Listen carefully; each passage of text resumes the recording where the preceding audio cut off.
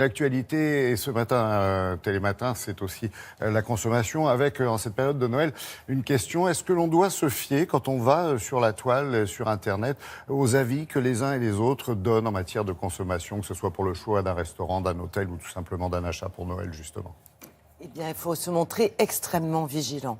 Car selon la DGCCRF, Direction générale de la concurrence, de la consommation et de la répression des fraudes, eh bien, plus de 30% des avis sont, pardonnez-moi l'expression, bidons. Ils sont faux, ce sont de faux avis. La répression des fraudes a contrôlé encore une soixantaine d'entreprises et plus de 30% de ces avis étaient faux.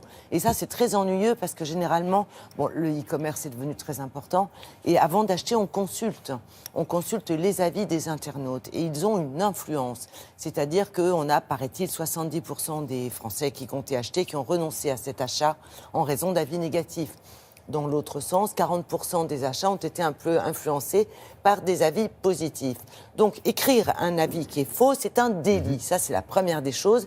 Et la répression des fraudes veille. Mais il n'y a pas que ça. C'est-à-dire qu'en dehors du délit, il y a des avis qui sont biaisés. Ça veut dire que la personne a réellement utilisé ou testé un service ou un produit, mais on peut avoir influencé son avis.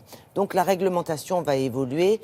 Pour vous en dire plus, nous avons rencontré évidemment le directeur de cabinet de la répression des fraudes et puis nous avons aussi rencontré le rédacteur en chef d'un journal qui s'appelle Canard PC Hardware, qui est un spécialiste d'Internet, de l'informatique et de tout ce qui se passe sur Internet en règle générale.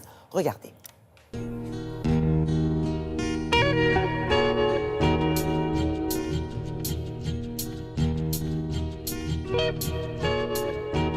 On mène nos contrôles selon deux axes.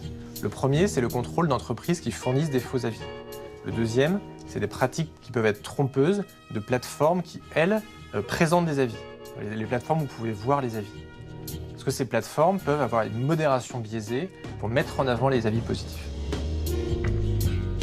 Par exemple, on a de grandes multinationales électroménagers qui passent par des agences de communication pour en fait offrir des produits généralement coûteux à tout un tas de gens qui vont de ce fait le trouver très bien et poster des avis particulièrement élogieux. Pour un internaute de base, il n'y a pas moyen d'avoir la certitude qu'un avis est vrai ou faux. Par contre, il y a quand même des pistes, c'est-à-dire la note sur le produit, la note globale, n'en tenez pas compte. Regardez d'abord les 10 derniers avis qui ont été publiés. Ça vous donnera un meilleur aperçu de l'état actuel. Ensuite, on a le langage qui est utilisé. Si vous avez un langage marketing où le nom du produit, la marque se répétait plusieurs fois, il y a un doute sérieux.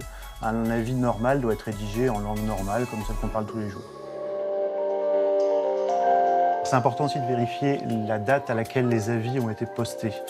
Si vous avez par exemple 20, 50 ou 100 avis qui ont été postés en 2 ou 3 jours, on peut penser que c'est une campagne de communication pour promouvoir le produit et pas des avis sincères.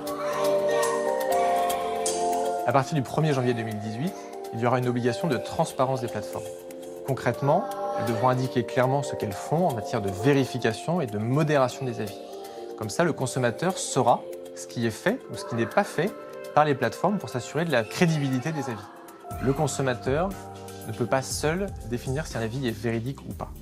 Donc il faut que le consommateur multiplie les sources d'informations, qu'il recoupe les informations, et c'est le seul moyen pour lui d'acheter en toute tranquillité.